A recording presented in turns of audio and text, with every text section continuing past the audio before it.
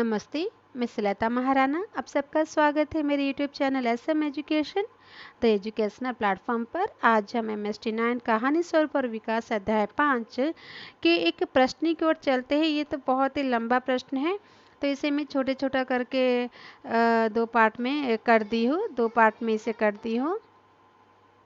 तो ये क्या है कि निम्नलिखित पर टिप्पणियाँ प्रस्तुत कीजिए। जिस तरह से आपको संक्षिप्त टिप्पणियाँ आएगी, उसमें से एक टिप्पणी हम पढ़ रहे हैं जो है कि कृषक मजदूर समाज पर टिप्पणी प्रस्तुत कीजिए। तो उत्तर की ओर चलते हैं।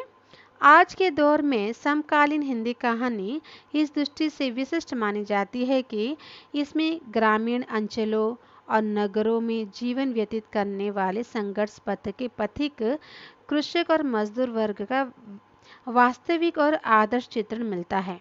इससे पहला जो एक वीडियो था उसमें मैंने समकालीन हिंदी कहानी को एक छोटा सा रूप देकर छोड़ दिया था। चाहते हो अगर वो लॉन्ग क्वेश्चन में आए तो आप उसमें कृषक मजदूर समाज को भी ऐड करके लिख सकते हैं, क्योंकि कृषक मजदूर समाज की जो कहानियाँ हैं वो समकालीन हिंदी कहानी में ही शामिल है।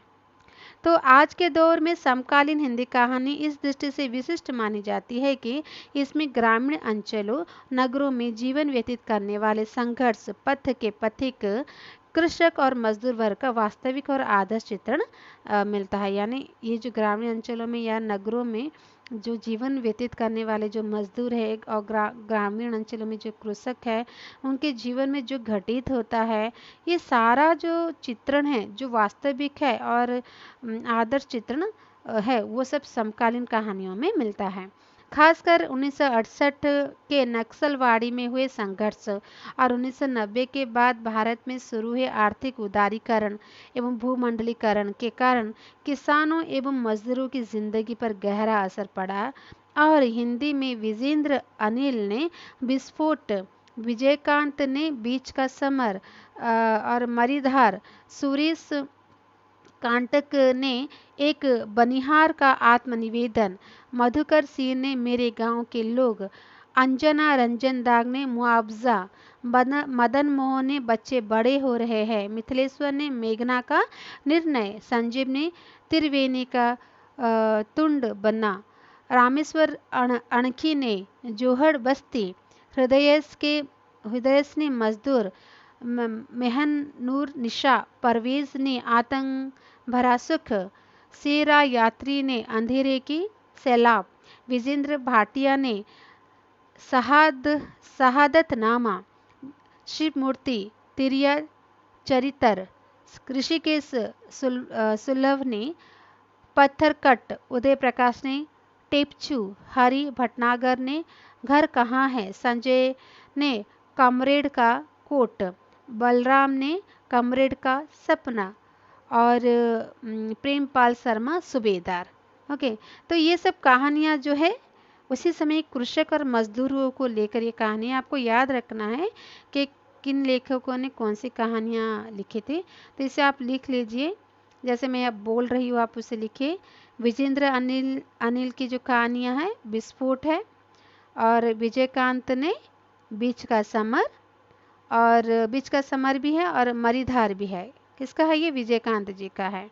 और सुरेश कांटक जो है उनका जो कहानी है एक बनिहार का आत्मनिवेदन, और मधुकर सिंह का जो कहानी है मेरे गांव के लोग, और अंजना रंजन दाग ने मुआवजा, और मदन मोहन ने बच्चे बड़े हो रहे हैं, और मिथिलेश्वर ने मेघना का निर्णय, और संजीव ने त्रिवेणी का तुंड बना, रामेश्वर अणखी ने जोहड़ बस्ती, हृदयस ने मजदूर, मेहनूर निशा परवेज ने आतंक भरा सुख, सेरा यात्री ने अंधेरे की सैलाब, विजेंद्र भाटिया ने शहादत नामा, शिवमूर्ति का जो है तिरिया चरितर, ऋषिकेश सुलभ ने पत्थरकट, उदय प्रकाश ने टेपचू, हरि भटनागर ने घर कहाँ है, संजय ने कमरेड का कोट, बलराम ने कमरेड का सपना, प्रेमपाल शर्मा ने सूबेदार। तो ये कहानियां उन्होंने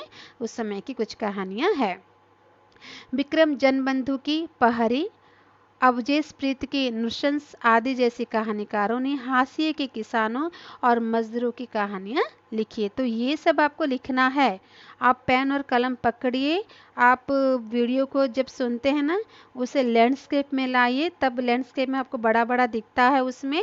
ओके, और उसे पॉज करके आप लिखिए, या फिर स्क्रीनशॉट लेकर भी आप लिख सकते हो। तो कहानीकार, उनके नाम लिखना बहुत ही ज़रूरी है। अवधेश प्रीत की नृशंस आदि जैसे कहानीकारों ने हाशिए के किसानों मजदूरों की कहानियां लिखी, उनके विचारों को महत्व दिया। इन कहानीकारों में विजेंद्र, अनिल, संजीव, विजयकांत, मधुकर सिंह, सुरेश कांटक, मदन मोहन मंजय, अवधेश प्रीत आदि ने जहां वामपंथी आंदोलन से प्रभावित किसान मजदूरों के कृषि संबंधी संघर्ष एवं उस पर नक्सलवाद जैसे आंदोलन के पड़े प्रभाव को लेकर वैचारिक कहानियां लिखी, वहीं हृदय, हरि भटनागर, ऋषिकेश, सिल्लभ, अरुण प्रकाश, शिवमूर्ति, उदय प्रकाश, रमेश उपाध्याय, जितेंद्र भाटिया आदि ने मजदूरों के जीवन से जुड़े सुख और 6 बड़े बड़े दुखों को अपनी कहानी का वन्य विषय बनाया। इन कहानियों में कृषक, श्रमिक मजदूर वर्ग और अभावग्रस्तता, 2 जून के लिए जदोजहद वाली जिंदगी, सामंतवादी समाज का शोषण, उत्पीड़न यानी कष्ट, दर्द जैसी ज्वलंत समस्याओं को केंद्र में रखकर कहानीकारों ने कृषक मजदूर समाज द्वारा किए जा रहे प्रतिरोध और संघर्ष को उनकी जिंदगी को यथार्थ के रूप में चित्रित किया है। उदाहरण के लिए ले सकते हैं, जब संजय के कॉमरेड का कोर्ट का नायक कहता है कि बिना हथियार उठाए अब हमारा बचना मुश्किल है, तब साफ पता चलता है गांव में मौजूद सामंती व्यवस्था के कारण हाशिए के किसान और मजदूरों की स्थिति कितनी खराब है, और व्यवस्था के स्तर पर उनकी रक्षा करने वाला कोई भी नहीं है, न पुलिस, न कोर्ट, न कचहरी। और कई बार पुलिस की भूमिका ऐसी कि इनकी रक्षा में उठ खड़े लोगों के साथ जो अमानवीय व्यवहार करती है, वो आधुनिक लोकतंत्र के नाम पर एक काली धब्बे की तरह दिखता है। आज भी होता है ये सारी चीजें, जहाँ पर पैसा वहाँ पर ही सब मिलता है। संजीव की कहानी अपराध में नक्सली होने के आरोप में जेल में बंद जब सचिन संघमित्रा की पुलिस द्वारा की गई अमानुषिक हत्या के बारे में बताता है, तब पता चलता है कि क्यों यह विचारधारा शोषित कृषक मजदूर समाज के लिए प्रतिरोध का सबसे बड़ा हथियार है, और इसी हथियार के सहारे मर्द समाज शोषण और दमन के खिलाफ मोर्चाबंदी करना चाहते हैं। हम लोग अभी कमजोर है इसलिए कि अलग अलग खड़े हैं, है ना। जब हम अलग अलग खड़े होते हैं तो कमजोर होते हैं, लेकिन जब एक साथ खड़े होते हैं तो हमारी मुट्ठी को, बंडल को कोई तोड़ नहीं सकता।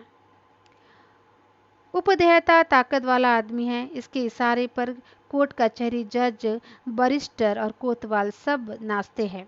फिर भी हम उनसे लड़ना है, उसकी कमर तोड़नी है। किसान और मजदूरों का यह संघर्ष इसलिए भी जरूरी है कि पुरानी सामंती व्यवस्था से मुक्त हो सके और नई व्यवस्था में अपने लिए जगह बना सके।